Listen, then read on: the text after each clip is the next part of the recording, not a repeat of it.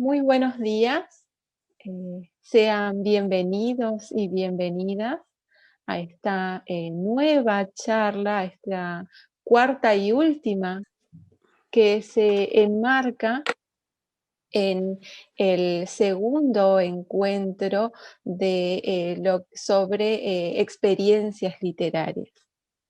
En esta ocasión tenemos el gran honor de compartir 40 minutos para la palabra con la autora, con la escritora Silvia Varey.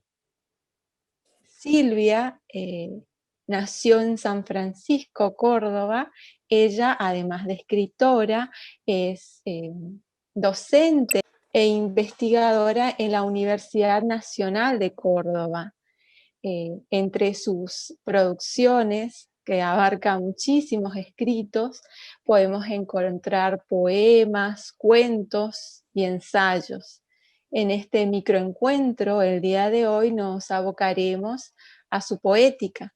Entre sus libros poéticos podemos destacar, por ejemplo, de Humana Condición, Cuerpos de Agua, Animal Ciego, y por supuesto su más reciente publicación, que se publicó este año, 2020, titulado Nosotras. Antes de comenzar, quiero agradecer a todos y a todas por su presencia y agradecerte, Silvia, especialmente por haber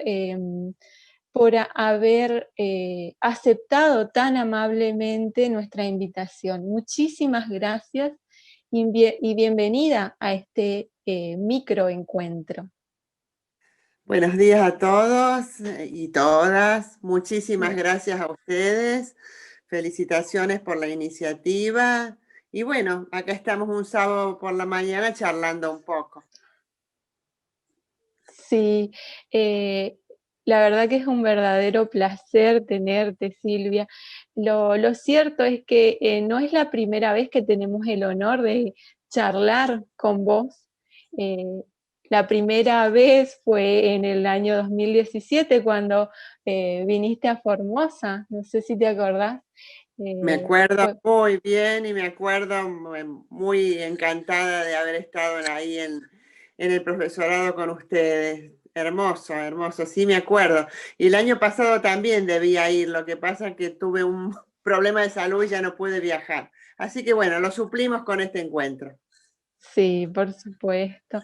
Eh, Nosotros recordamos muy agradablemente esa charla y en realidad recordamos que nos explicabas en ese momento cómo fueron tus primeros vínculos con la literatura y con los libros en realidad. También lo mencionaste en el libro del profesor Páez, El hijo del inventor, la hija del inventor. Ahí mencionaste que tu vínculo con los libros comenzó desde muy pequeña, ordenando y desordenando los libros de la biblioteca de tu padre, ver ese objeto libro como juguetes que suplantan a las muñecas, por ejemplo. Fue muy interesante. Nosotros en esta ocasión te queríamos preguntar si existe algún momento que recuerdes y sientas como el inicio de tu vínculo con la escritura. Sí, yo era, siendo muy chica, muy fanática de la obra de Emilio Salgari. Me tenía toda la colección de las historias de piratas. ¿No? Eh, entonces se me ocurrió, tendría unos 9 años, me imagino como de 9 años, ponerle que tuviera 10 u 8. Se me ocurrió escribir una historia de pirata al estilo de Salgari, pero no era un pirata, sino una pirata. El personaje era una mujer. Y me di cuenta, yo solita, siendo tan pequeña, la escribí, pero me di cuenta que era un absoluto plagio de la obra de Salgari, porque contaba todo lo mismo, nada más que en femenino. Y me acuerdo haberlo tirado. Y después, durante muchos años, siempre seguí escribiendo, pero durante muchos años escribí, tiré, escribí, tiré, escribí, tiré, hasta que alguien me animó a publicar. Qué interesante, la verdad. Y es verdad, a muchos nos pasa que menospreciamos a veces nuestra escritura y hasta que existe esa persona que nos impulsa de alguna manera, ¿no? Eh, Seguro. bueno, en relación, por ejemplo, a tu último libro, que la verdad que nos encantó, eh, es muy disfrutable, nosotras, es un libro hermoso, verdaderamente hermoso. Te queríamos consultar, Silvia, ¿cómo surgió esta idea de articular en un poemario eh, tantas voces, o sea, un poemario tan polifónico? Mira, yo cuando empecé a armarlo, o sea, uno comienza a armar un libro cuando tiene, o le parece que tiene, un número suficiente de poemas que tienen más o menos un mismo eje y entonces puede convertirse en un libro coherente. Entonces cuando empecé a armarlo, pensé en el nombre Nosotras, porque ustedes vieron que el primer poema se llama Nosotras, justamente, ¿no? La que habla de mis hijas, la hija de las hijas de mis hijas, mis amigas, la hija de mis amigas, etcétera, todo en femenino. Entonces estaba juntando los poemas y digo, pero no puede ser, si se llama Nosotras, no puede ser solamente mi voz. En un momento me hizo como un clic. Vieron, a todos nos pasa, en un momento uno se da cuenta de algo. Y digo, tiene que tener otras voces que sean de mujeres. Entonces empecé a consultar con otras poetas amigas, a leer juntas poemas de ellas con poemas míos, a ver esto cómo se combinaba como diálogo. Y entonces hice esta propuesta, le hice al editor, al editor de Alción, de acá de Córdoba, que es el que casi siempre, no todos mis libros, pero casi todos me los ha publicado él, y le digo, mira, la idea es esta. Y a él le gustó, me dijo, sí, trabajalo con total libertad y cuando esté me lo das. Y yo empecé a escribir a poetas argentinas conocidas, la idea era que estuvieran vivas, que fueran contemporáneas, y solamente en el trayecto se murió una poeta de Salta que se llama Cookie Herrán, que ustedes la habrán leído, es la que escribe un poema a Milagros Sala. Bueno, no importaba, yo ya me había comunicado con ella y por supuesto que me había dicho que sí, así que por supuesto que su poema quedó. Y se armó así, con la generosidad inmensa de las otras poetas, de las otras escritoras. Qué interesante. Y sí, el poema de la señora Cookie Salas, excelente, es hermoso. La verdad que qué bueno que pudo estar también. Em, Recordamos que explicás en el libro que la consigna, ni una menos, proviene de un poema de Susana, de Susana Chávez, perdón. Eh, Recordás que ella escribió a raíz de los femicidios en México.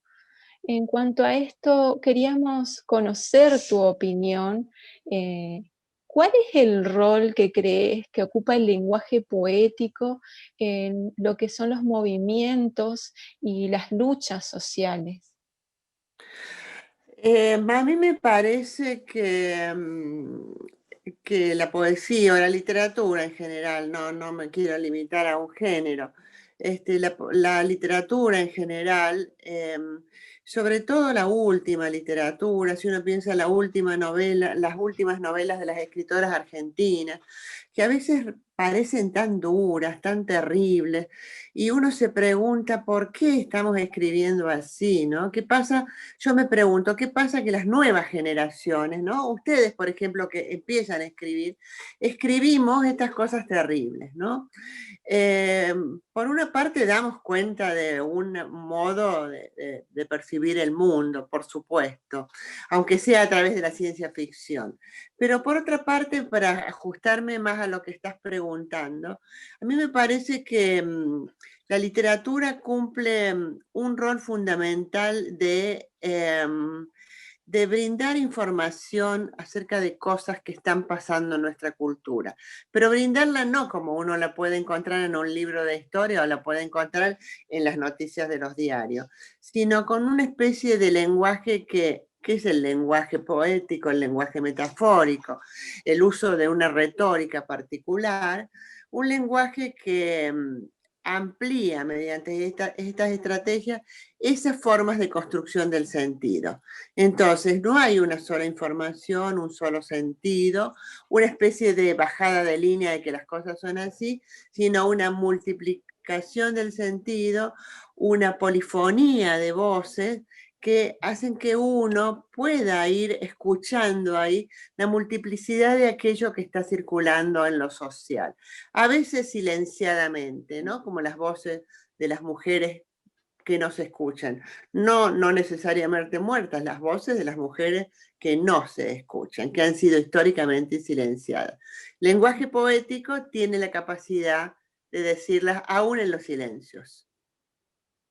Qué interesante. Y es verdad, yo creo que en tu libro, en Nosotras, se logra esa polifonía. Es muy interesante cómo dialogan las voces, esos yo poéticos, en un momento parece que se convierte en ese yo poético parece que se convierte en un nosotras verdaderamente. Eso es muy interesante. Eh, Te queríamos pedir, Silvia, si es que nos podías compartir algún poema eh, de este libro o que te interese compartirnos. Sí, cómo no. Justamente a propósito de estas voces silenciadas o de aquello que no se entiende o que no se alcanza a oír, les voy a leer un poema que tiene que ver con una experiencia en Estocolmo, que me llevaron, yo pedí que me llevaran, me contaron la historia y yo dije, ay, yo puedo ir. Este, Me invitaron, fui con unos suecos a un barrio de refugiados, no un campamento, sino un barrio, o sea, edificios de esos tipos monobloc, donde estaban alojados refugiados afganos. Y este grupo de gente estaba enseñándoles diversas cosas, desde la lengua, por supuesto, desde el sueco, hasta las cosas de la vida cotidiana para poder moverse, para poder trabajar. Cosas, por ejemplo, había un ingeniero que les enseñaba, por ejemplo, el uso de ciertas herramientas, ciertas formas de trabajar los objetos, las medidas suecas, que ellos que tienen todo medido y que todo está arreglado, o sea, cómo tenían que manejarse, cosas que uno tiene que aprender cuando va a otra cultura. Entonces, mi experiencia de no hacer nada, porque yo acompañé y caminé por ese barrio, está en este poema, y yo creo que ahí están las voces que no escuchamos. Se llama Barrio de Refugiados, tiene un epígrafe que me parecía que estaba perfecto y que dice, no rendirse funciona así, del poeta John Berger. Las palabras son más pequeñas que lo que sucede afuera. Hay palabras hormiga, palabras de arena, palabras rotas, escombros, muros, trincheras de palabras sin justicia. Allá están la conmoción y las balas. Muy lejos quedó esa tierra que llamaban patria. Los amigos, los asesinados, los queridos. ¿A qué lugar del mundo iremos? ¿Cómo haremos para volver? Unos chicos juegan a las bolitas en la calle de piedra. Nada recuerdan, aunque de noche en noche gritan contra el miedo. Un jardinero arrastra su carretilla, sus macetas y sus plantas. Recuerda su jardín, su olivar, su tierra arrasada. Un viejo dibuja una casa sin ventanas y una niña en la puerta. Recuerda a aquella niña con su carrito y su muñeca. Otro corta una tabla y lo veo rascarse la cabeza. No quiere recordar que un día le dijeron, andate terrorista, sucio indeseable, extranjero. Una mujer que parece anciana y tal vez no lo sea, barre despacito las hojas del otoño. Recuerda a su hombre perdido en la guerra. Una muchacha de piel cetrina me dice hey, en esta lengua que no es la suya, ni la mía. No puedo imaginar qué recuerda. No rendirse funciona así. Las palabras ajenas no sirven para rezar, no sirven para el lamento, no sirven ni siquiera para salvar los nombres. ¿Acaso sirven para conjurar el miedo? En esta mañana de bruma cenicienta instalada en la vereda,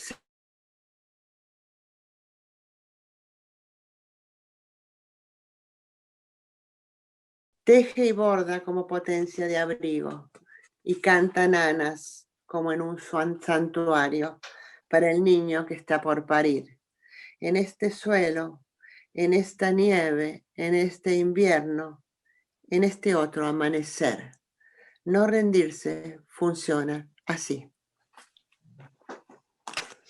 Hermoso. Ese poema está acompañado de un poema de Susana Cabucho, una otra poeta de acá de Córdoba, se llama Naime, que ella recuerda la historia de su abuela, que la traen no, su bisabuela, porque su abuelo ya nació acá, que la traen de muy pequeñita y bueno, cómo la arrancan de la madre, de la patria, la madre la manda para salvarla de la guerra. Entonces esos dos poemas están en diálogo muy, muy estrecho. Sí, es la verdad que es muy interesante esto que decís, ¿no? Como una voz representa a muchas voces, pero al mismo tiempo es su historia, es muy interesante. La verdad que nos gustaría, si es que querés, Silvia, eh, que nos leas un último poema. La verdad que es muy disfrutable tu literatura, tu poética. Bueno, ustedes vieron que el libro tiene dos partes, ¿no? Sí. Les mandé el archivo, ya cuando puedas les daré el libro para que lo vean, porque el libro es bien bonito, tiene una tapa preciosa, Ay, ¿ven? sí, Es muy es hermoso. hermoso.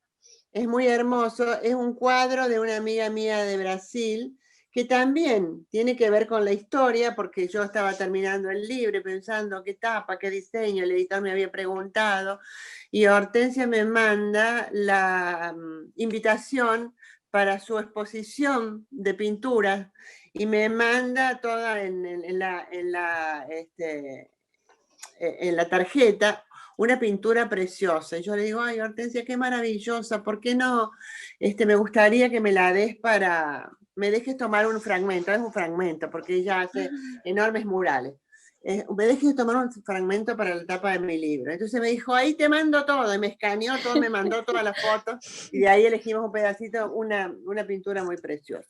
Entonces te estaba diciendo, tiene dos partes. La primera parte son, ustedes vieron, no, mujeres comunes y corrientes que no tienen nombre, no Claro. tienen nombres. Algunas son historias personales, mis abuelas, etc. La segunda parte son mujeres que son símbolos en la historia y que representan algo para cada país, ¿no es cierto? Entonces puedo elegir de ahí. ¿Qué puedo elegir?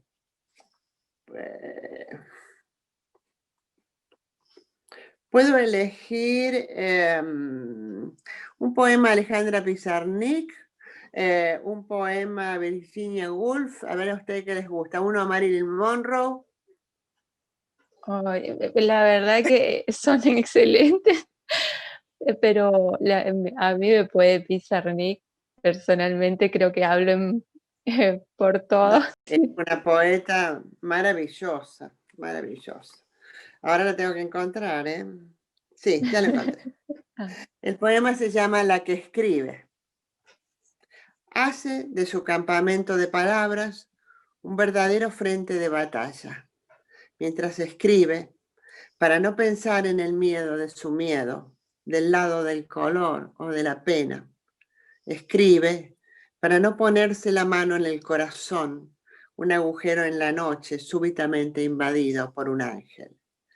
Escribe en el paisito del nunca jamás, donde se respira un denso olor a incienso, a huesos brillantes, a camisa en llamas, el paisito donde la nombran Alejandra, y avisora la victoria lejana, un ancla en lo visible, a la luz de una lamparilla que derrama sobre la página una gota de sangre clara.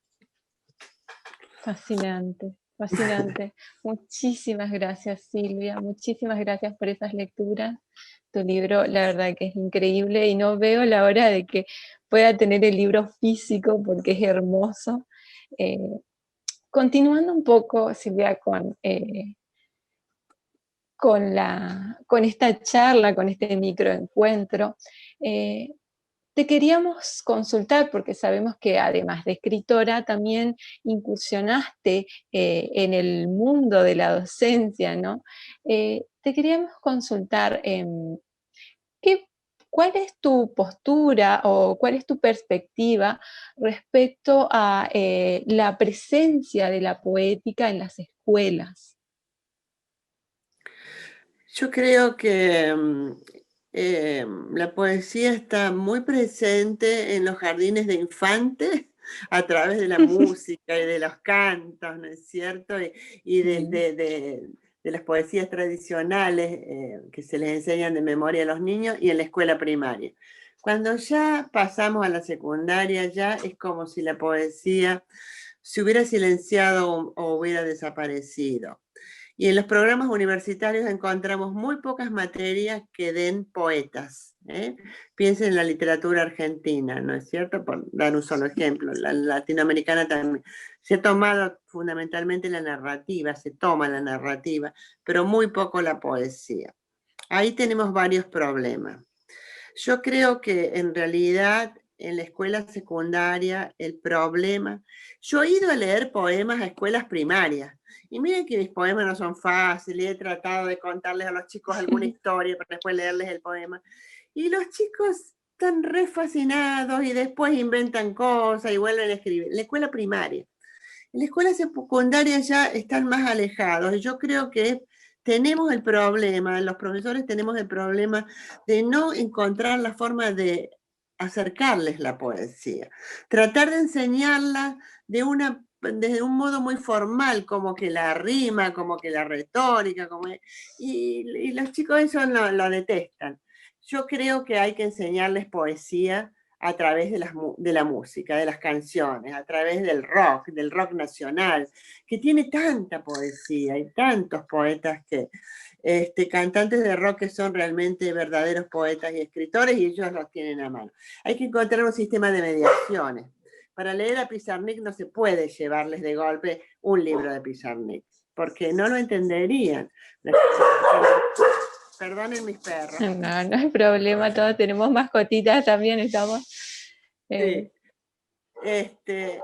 Eso. Y en la universidad, bueno, me parece que la hemos abandonado, ¿no? La hemos abandonado. Yo corrijo bastantes tesis de doctorado y de vez en cuando me cae alguna sobre poesía. Ahora estoy leyendo una justamente muy deleitada sobre Marosa di Giorgio, pero no es común. Tampoco se hacen tesis sobre poetas, sobre poesía, ¿no? Me lo considero como una especie de falta, de hueco, digamos, que tenemos. Es cierto que no podemos dar todo, es cierto que no alcanzamos, que es imposible, pero bueno, un seminario particular, una reflexión sobre la poesía, sobre lo que implica la poesía y los grandes poetas. Tenemos grandes poetas en Argentina, vivos, contemporáneos, se los puede entrevistar, Sí. se los puede convocar. Sí, es verdad. Sin ir muy lejos, acá en Formosa nosotros nos instruimos con el profesor Páez, que es un excelente poeta, y la Claro verdad que que por supuesto que sí. Me lo acabo de encontrar de sorpresa en un libro de poesía que me prestaron. Si está por ahí, Juan lo va a reconocer. Me prestaron este librito, que quise comprarlo, pero no lo vendí. se llama Cascarillas de Cacao, y tiene al principio una carta que él le escribió a la autora. Entonces cuando yo la abrí me dijo, Juan, en un libro de poemas. La verdad que sí. Silvia, inc- para conocer un poco más sobre esto, cómo vos también incursionás en lo que es, porque leímos poesía tuya que tiene que ver con eh, ciertas experiencias personales muy interesantes que tuviste. Y sabemos que en relación a esto, tuviste la oportunidad de brindar talleres de escritura en las cárceles. Eh, ¿Podés contarnos un poco más sobre esta experiencia tan interesante? En realidad no era yo la que daba el taller, eso fue una propuesta de la cátedra. Yo coordinaba, yo era la titular de la cátedra y coordinaba. Y la que estaba al frente del taller era una de las integrantes de la cátedra, Estela Navarro. Por supuesto que yo fui varias veces con ella, cuando se inauguraba, cuando había una lectura de poemas o de historias. Fue una experiencia muy hermosa, muy hermosa. Yo creo que la gente privada de la libertad sentía que a través de la palabra o de la poesía podía ser libre, podía experimentar el espacio creativo como un lugar de libertad. Eh, fue muy buena, fue muy buena. Es cierto que los presos estaban seleccionados, digamos, los consideraban los que se portaban mejor adentro de la cárcel, los que les faltaba Claro. poco para salir. Bueno, cada institución, ustedes ya lo saben por Foucault, vigilar y castigar, cada institución y sobre todo las carcelarias tienen sus reglas, ¿no es cierto? Pero había al fondo de uno de los patios, había un espacio que era lo que nosotros ahora llamaríamos un Zoom, un lugar de encuentro, y entonces ahí había talleres de pintura, de dibujo y pintura, y los talleres literarios. Era un galpón bastante horrible, que con el tiempo, esta gente, los presos, los alumnos de los talleres, los llamemos así, fueron decorando con sus pinturas y sus poemas. Y quedó finalmente un espacio hermoso que si uno se abstraía un poco de cómo había transitado todo el espacio de la cárcel, los pasillos hasta llegar ahí, le parecía que estaba en otro mundo. Crearon para ellos otro mundo. Fue muy hermoso y terminó muy mal. Terminó, cada vez que me acuerdo, y ahora ustedes me lo recuerdan, terminó muy abruptamente porque hubo un motín carcelario, muy horrible, muy sangriento.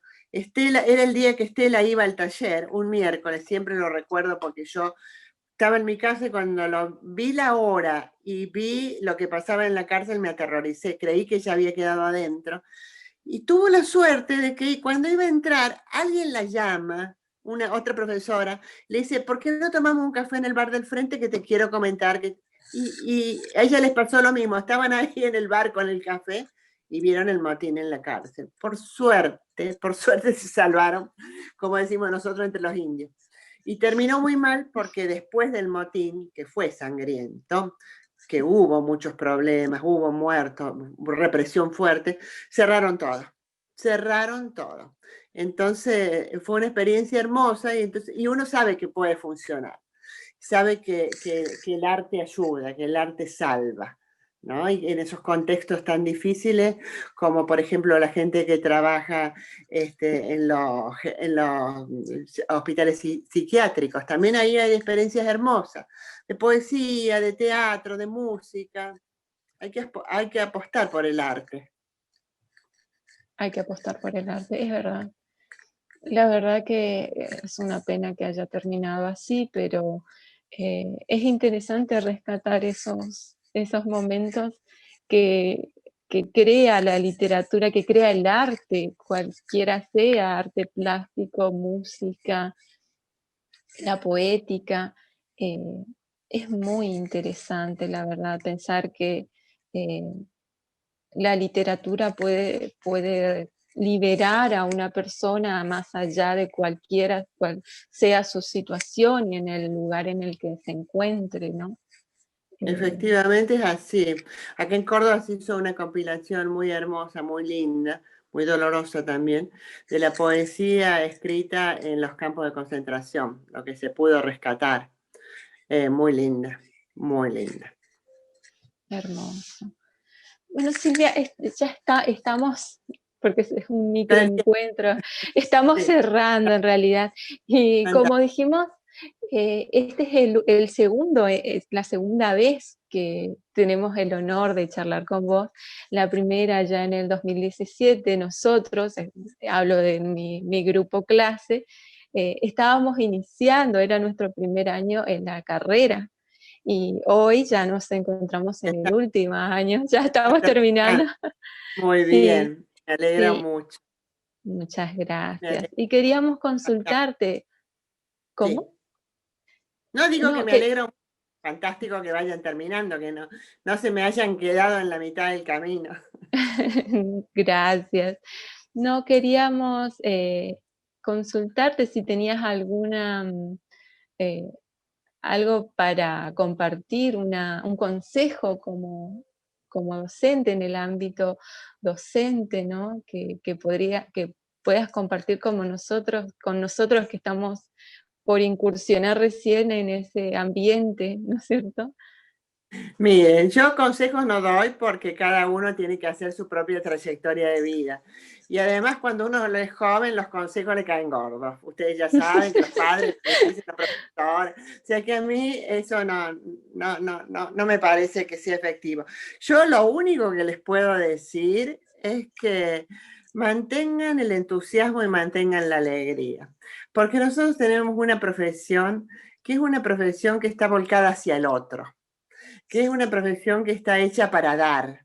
Y cuando uno da, recibe muchísimo, recibe todo el tiempo una respuesta amorosa increíble, aún de aquellos que nos odian porque somos la vieja de literatura, ¿no es cierto? Siempre nos ven viejos los alumnos. Aún de aquellos chicos que se niegan un poco a leer y todo eso. Yo acabo de leer en la Feria del Libro de Córdoba una conferencia que se llama ¿Qué leemos cuando no leemos? Porque los chicos leen todo el tiempo. Nosotros decimos que no leen, pero leen todo el tiempo. Y leen de todo, ¿no es cierto? Y en este momento es la tecnología lo que nos facilita o nos propone distintas formas de leer. Y entonces hay que hacerles ver eso y uno tiene que mantener el entusiasmo, tiene que mantener la alegría, no tiene que derrumbarse nunca porque siempre está del otro lado la respuesta del otro, como la que me están dando ustedes ahora que me convocaron, que me escuchan, que me preguntan, que me devuelven y de lo que yo estoy muy agradecida. No, los agradecidos somos nosotros, Silvia, la verdad que un placer y un honor tenerte nuevamente, charlar con vos. Es un verdadero placer, un lujo para nosotros desde esta punta de la Argentina. Muchísimas gracias por compartir estos 40 minutos para la palabra. eh, Espero que estos consejos les sirvan a muchos porque esta charla está siendo grabada y se va a compartir y en este momento hay muchas personas que, están teniendo momentos complicados. Conocer la Por, poética y saber que puede liberarlos también es muy interesante. por Así que supuesto, por supuesto. Son tiempos difíciles para todos. sí, Por sí, eso mantener el entusiasmo, entusiasmo que decida aliento de Dios, ¿no? sí, Mantener el sí, sí. entusiasmo es importante aún en los momentos que uno parece que no va a poder. No nos parecía en marzo o en abril que no íbamos a poder. Y sin embargo pudimos, ¿no es cierto? Sí, Aquí estamos, mediados por una pantalla, pero estamos. Así que yo claro. soy la agradecida y les prometo visita en cuanto podamos ir un poco Se más lejos pueda. un poco más lejos que el jardín de nuestras casas. Perfecto, muchísimas gracias Silvia. Gracias a Tengan todos un muy buen día y muy buen fin de semana. Muchas gracias.